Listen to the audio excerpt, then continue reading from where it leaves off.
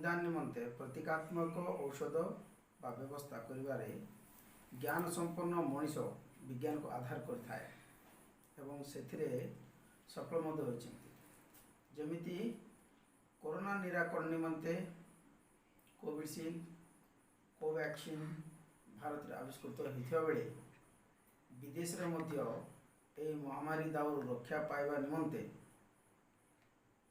Vaccine आविष्कार करिसन्ति एवं corona महामारी को नियंत्रण करिबारे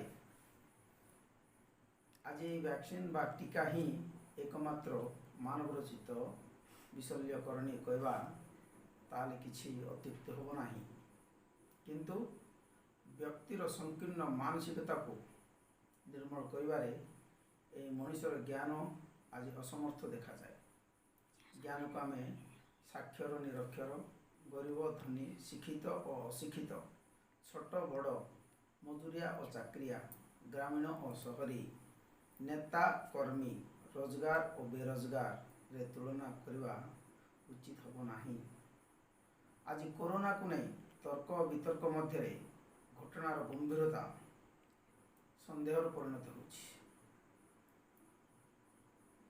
गोटे विषय बा घटना को नहीं भिन्न भिन्न दृष्टि रे चर्चा करने को व्यक्ति बा संगठन रो प्रतिनिधि तेरे मात्र परिस्थितिर भयावह को आकलन करूना। खास करी राजनीतिक दल जेतबेले विपर्य आईन अंतर्गत महामारी कोरोना को नहीं सोशल मीडिया रे कौनसी टिप्पणी करबा हेले आईनगत पदक्षेप निया जिवो बोली चेतावनी दिया जाइछि। एई चेतावनी राजनीतिक दलर नेता और तांको दलर सोशल मीडिया अकाउंट उपर कार्यकारी न होबा काहीकि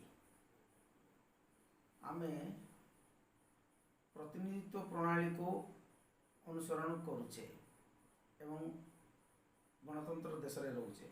एठा जने जनप्रतिनिधि वक्तव्य तांको अनुसरणकारी सह अन्य मान को प्रभावित करथाए।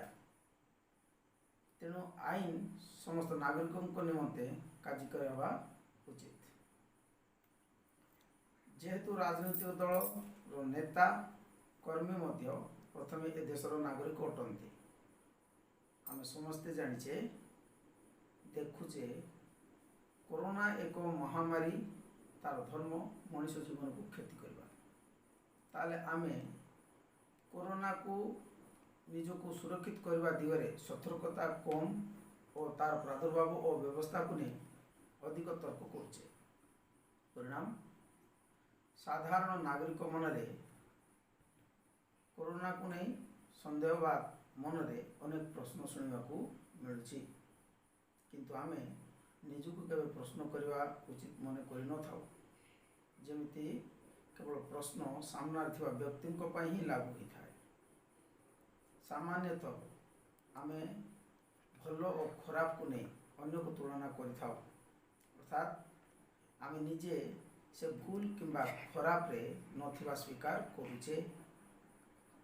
अन्यर जीविका जीवन आचार व्यवहार चरित्र को नहीं आमे अति सहज व्याख्या करथाउ। ज्ञातव्य विषय है कि अन्य को नहीं आलोचना करिबा रे आमे निज समय सामर्थ्य को नष्ट करथाउ।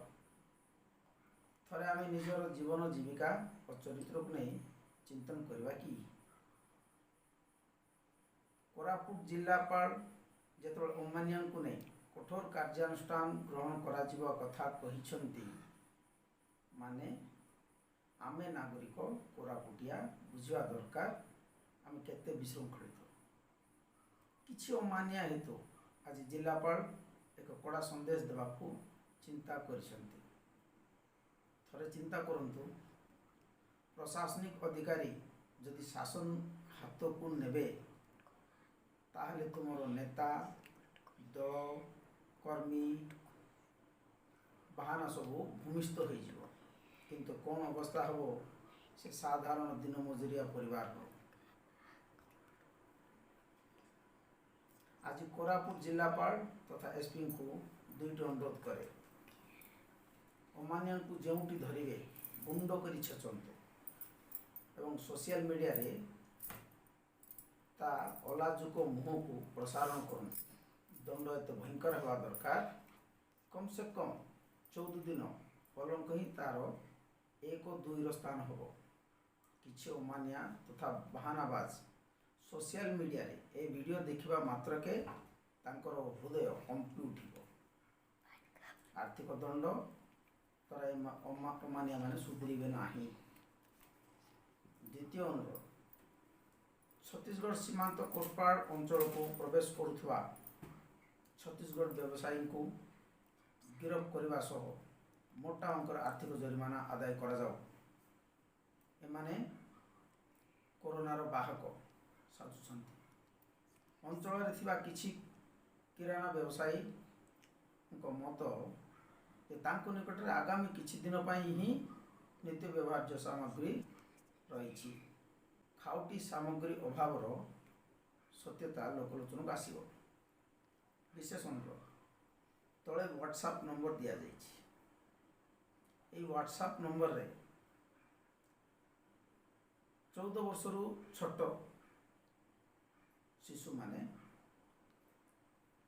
କରୋନାକୁ ନେଇ ତାଙ୍କ ଘରେ ସେମାନେ କ'ଣ କରୁଛନ୍ତି ସେ ବିଷୟରେ 30 ସେକେଣ୍ଡରୁ 1 ମିନିଟ୍ ଭିତରେ ଗୋଟେ ଭିଡ଼ିଓଟିଏ କରିକି ଏ ହ୍ୱାଟ୍ସଆପ୍ ନମ୍ବରରେ ପଠାନ୍ତୁ। ଆମେ ଟେଲିଗ୍ରାମ ଚ୍ୟାନେଲ ଥ୍ରୁରୁ ଲୋକଙ୍କୁ ଆପଣଙ୍କର ବାର୍ତ୍ତା ପହଞ୍ଚାଇବାରେ ସହାୟକ ହେବୁ। ବୋଧହୁଏ କିଛି ଅମାନିଆ ଛୋଟ ଛୁଆମାନଙ୍କର କଥା ଶୁଣିଲେ ପରିବର୍ତ୍ତନ ହେବ। ସଚେତନ ରୁହନ୍ତୁ, ମାସ୍କ ବ୍ୟବହାର କରନ୍ତୁ, ବ୍ୟକ୍ତିଗତ ଦୂରତା ରଖନ୍ତୁ ଏବଂ ବାରମ୍ବାର ହାତ ସଫା କରନ୍ତୁ। ସୁରକ୍ଷିତ ରୁହନ୍ତୁ। ନମସ୍କାର।